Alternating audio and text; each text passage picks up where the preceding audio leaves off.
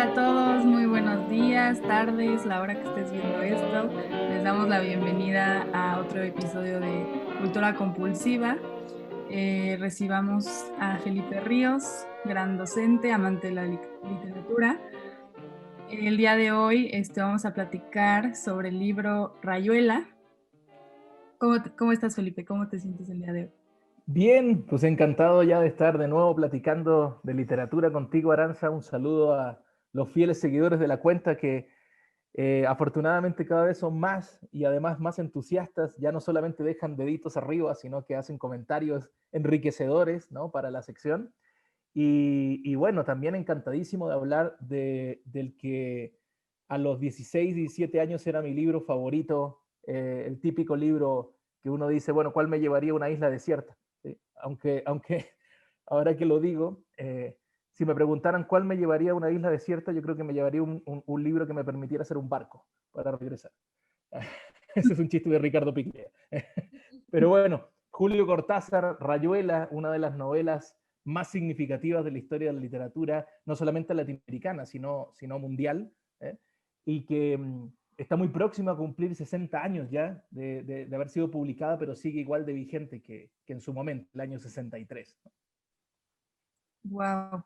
Sí, leí un poquito del libro, la verdad es que no lo he leído, pero ¿qué nos puedes platicar sobre el autor? ¿Qué sabes? Bueno, de Julio Florencio Cortázar, de Scott. Él nace el año 1914 en Bruselas, debido a que sus padres, argentinos, estaban por un asunto comercial. Siempre se había dicho que el padre era diplomático, pero en realidad luego hay una biografía muy buena que se llama Cortázar sin barba, que es el Cortázar, digamos, previo a la fama, cuando ya se deja la barba y todo, típico además del, del, del, de la pinta de los años 60, ¿no?, de lo que tenía que ser, digamos, una especie de escritor comprometido en los años 60, es de Montes Bradley, esa biografía, Cortázar sin barba, y ahí especifica que en realidad estaban no por un asunto de diplomacia, sino por un asunto comercial. Y vivieron también en España un tiempo hasta que el padre, digamos, desaparece del entorno familiar y se queda, digamos, al cuidado de su madre, de su abuela, ¿no?, y con su hermana. Entonces, es muy evidente el modo en el cual un niño, varón, está rodeado, digamos, de un entorno maternal, ¿no?, de un entorno de mucho cariño de mujeres, y eso va a ir apareciendo constantemente en sus cuentos, ¿no? Por ejemplo, el cuento Los Venenos, en el cuento Después del Almuerzo, y entonces, cuando ya regresan finalmente a Argentina, él estudia para maestro normal, para hacer clases, digamos, en primaria y en secundaria. Y decía que ser maestro normal era como ser el hombre orquesta, es decir, podías dar clases de geografía y a la hora siguiente de matemática y a la hora siguiente de literatura, ¿no? Creo que además la posibilidad de saber muchas cosas, mucho de todo, ¿no? Pero también la posibilidad de salirse de un entorno que no le daba demasiadas oportunidades para la enorme capacidad intelectual que él tenía, van configurando un escritor que quiere desde el principio ser cosmopolita. Por ejemplo, él, no sé, hay cuestiones muy argentinas además, ¿no?, que quiere aprender alemán con un diccionario y con la Biblia de Lutero, por ejemplo, cosas así, ¿no?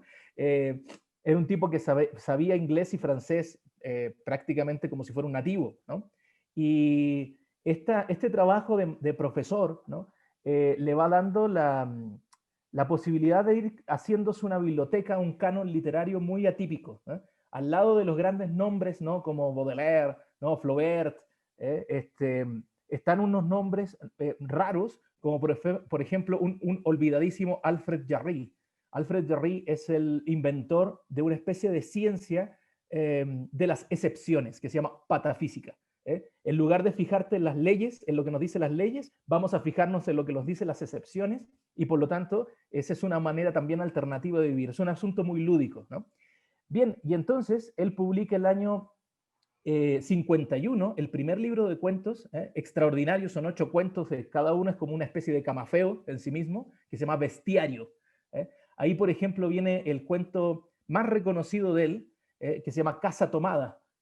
Unos hermanos que están viviendo en una casa ancestral, la casa de sus antepasados, y empieza esa casa a ser tomada por unas presencias que nunca se sabe muy bien qué son, ¿no? Y ese cuento fue elogiado y publicado en los Anales de Buenos Aires, que era la revista de Jorge Luis Borges. Recordemos que Borges es el otro gran escritor argentino del siglo XX.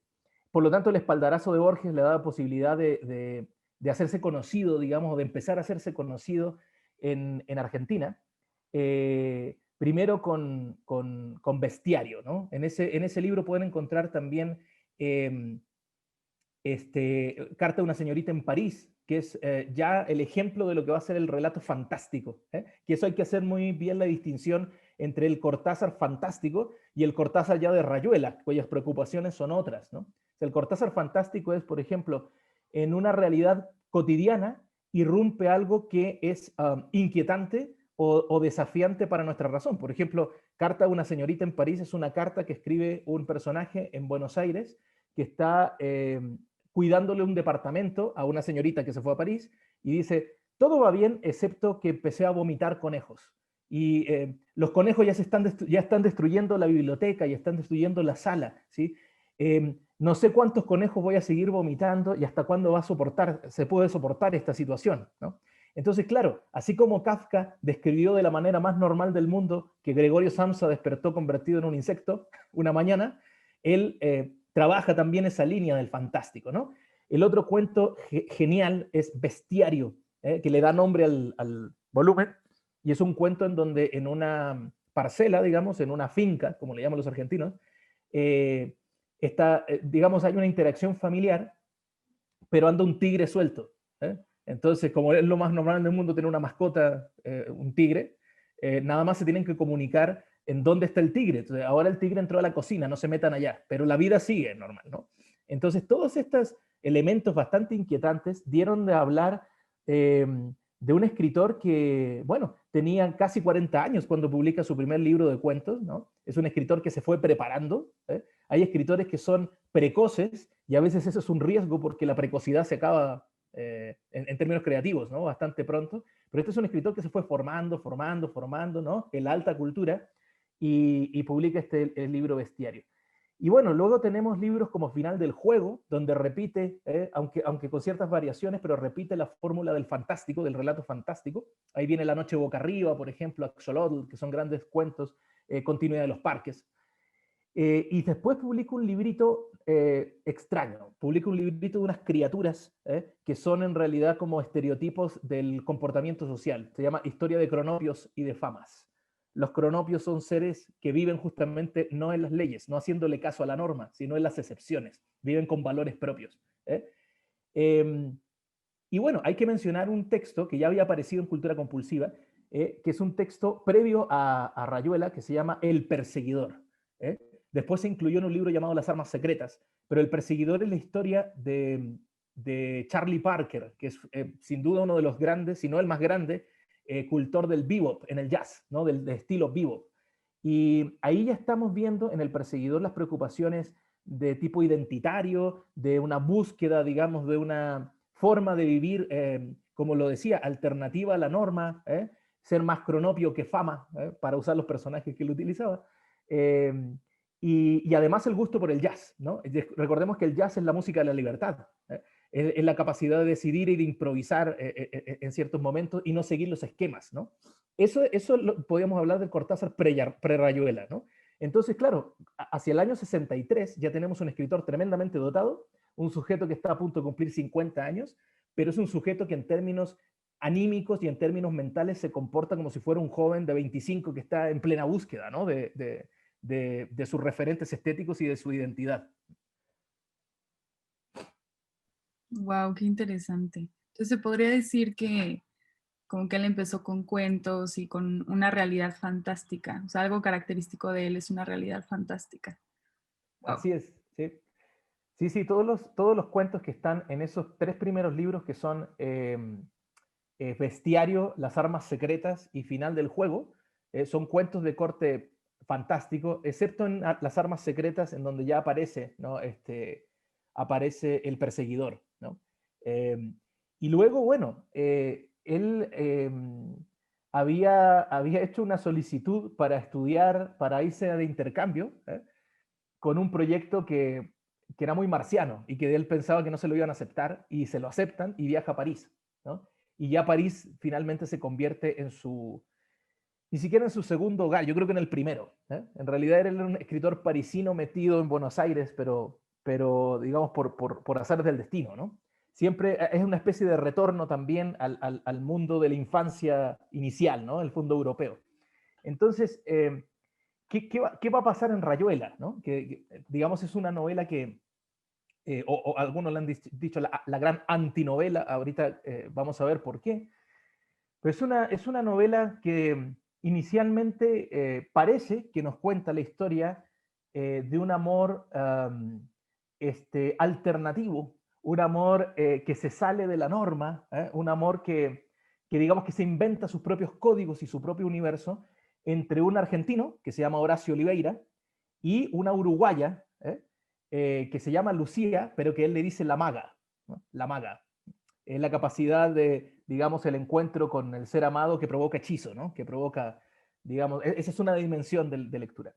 En París, ¿no? Entonces, está dividida en tres partes. O sea, los primeros capítulos se llaman del lado de allá, o sea, del lado de allá de Buenos Aires, perdón, de París, de Europa, ¿no? Pero luego hay una situación que lo hace regresar, ¿no? A Buenos Aires y empieza la segunda parte que se llama del lado de acá, del lado de América, ¿no? De América Latina, ¿no? Y la tercera parte que le llaman los capítulos prescindibles, es decir, si tú quieres los lees, si no, no, se llaman de otros lados, ¿no? Entonces ya tenemos esta idea de una especie de ciudad total, pero que son los dos lados de una moneda, Buenos Aires y París, ¿no?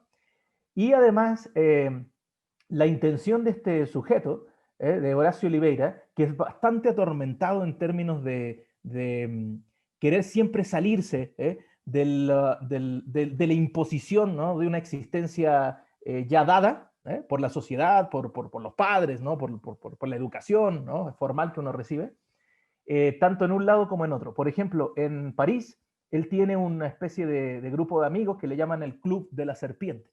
Entonces se juntan a escuchar jazz, ¿no? Y a hablar de literatura de vanguardia, y hablar de arte de vanguardia, Paul Klee, por ejemplo, Miró, Picasso, y a tratar de también vivir estéticamente. Por lo tanto, la persona que entra en Rayuela y lee la primera línea del primer capítulo, que es una pregunta, es, ¿encontraría a la maga? ¿Encontraría a la maga en París? Porque ellos nunca se te quedan de acuerdo para verse, ¿no? Como en sus citas amorosas, sino que se encuentran azarosamente en los puentes de París. Entonces, hay un momento genial, por ejemplo, cuando están paseando por una calle de París, del brazo, ¿no? Y sacrifican un paraguas, ¿no? Y que es un paraguas que dice, y tú, ese paraguas maga, lo habías introducido en las costillas de los pasajeros del metro, y ahora le íbamos a dar muerte, ¿no? A ese paraguas arrojándolo, creo que a uno de los jardines, ¿no? De los jardines de Luxemburgo. Y después íbamos paseando y vimos un cartel que decía hotel. ¿Y qué otra cosa íbamos a hacer con ese sucio tiempo? Genial. O sea, también tenemos, por ejemplo, unos revuelos poéticos. De él es la frase, que lo saben los que han sido alumnos míos de literatura, no paro de decirla, la frase de que el cuento es el hermano misterioso de la poesía. Por lo tanto, en el cuento también podemos tener figuras retóricas, también podemos tener sinécdoques, metonimias, analogías, ¿no? En fin. Bueno, y una cosa, es importante hablar de la estructura, ¿no? de Rayuela. Porque si bien uno puede empezar a leerlo de principio a fin, del capítulo 1 al 56, y acabar las dos primeras partes, él propone un tablero de direcciones que dice, bueno, puedes leerte la novela de manera regular, pero te voy a proponer que tú seas también una especie de creador, ¿no? De un mundo. Entonces, puedes empezar con el capítulo 73 y después volver al 1, después al 116, después al 32, y por lo tanto vas jugando con la novela, con el objeto libro, como si fuera un artefacto, como si fuera un cubo de Rubik, ¿no? Entonces, la idea de la literatura como un juego, pero un juego que se toma en serio, ¿no? Está presente a varios niveles, ¿no? Cuando de una manera bastante injusta se ha despachado esta novela en la época contemporánea, como algo que ya pasó, como es que esta búsqueda de un hombre nuevo ya está obsoleto. Siempre hay que recordar que el mismo Cortázar decía que esa es una posibilidad de segunda lectura de la novela, pero los que hemos estado encima de la novela tantos años, como yo la leí a los 14 años, digamos, la primera vez, y no entendí nada, pero quedé fascinado con el lenguaje y con la historia de la maga y todo esto. También es posible que tú te armes tu propia rayuela, es decir, que la abras por cualquier parte y empieces, digamos, a encontrar conexiones inéditas, ¿no? O armarte otras historias. Entonces, es un libro imprescindible, es una especie de monolito, ¿no? Al centro de la literatura mundial. Wow, no tenía idea que tuviera esa estructura, aunque, aunque sí, o sea, al parecer tuvo un impacto internacional, ¿no? Debido a esto mismo. Es impresionante cómo la lectura te puede cautivar tanto, ¿no? Y sobre todo darle sobre todo en este libro, como tu personalidad de, bueno, voy a jugar con el libro. Muchísimas gracias, Felipe. La verdad es que es una aportación súper enriquecedora. Y pues bueno, los invitamos a que integren Rayuela en su lista de futuros libros. Así es. Nada, nos vemos en la siguiente Cultura Compulsiva. Nos vemos en el siguiente y bueno, dos saludos finales. Uno, a nuestra querida Beida Fentanes, que es alumna de comunicación, que decía, no sé si entrarle o no entrarle a Rayuela, ojalá que con esta cápsula ya se anime. Y al profesor que por primera vez nos habló de eso y que ve también los Cultura Compulsiva, que se llama Mario Valdovinos, que es un cortasariano acérrimo igual que yo. Perfecto, Nos saludos. vemos en la siguiente. Un abrazo a todos.